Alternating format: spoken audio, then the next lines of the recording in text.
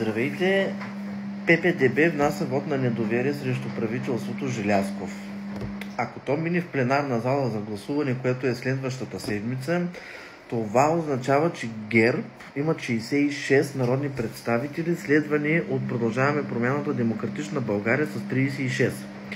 Възраждане с 33 народни представители, ДПС Ново начало е с 29.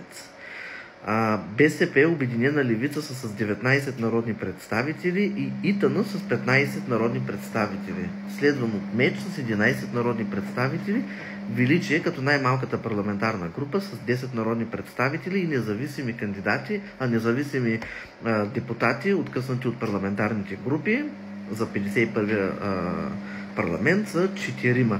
Това означава, че ако ППДБ с 36 народни представители, Възраждане с 33 и МЕЧ 11, Величие 10 и независимите депутати подкрепят вот на недоверие, това означава, че ще има 94 гласа за сваляне на правителството, което не е достатъчно. И тук търсим 19 гласа от БСП Обединена левица.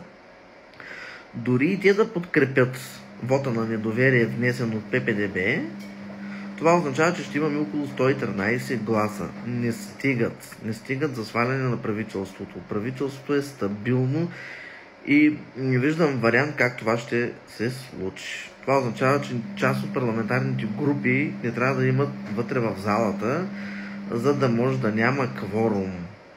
А как ще стане това? Не знам.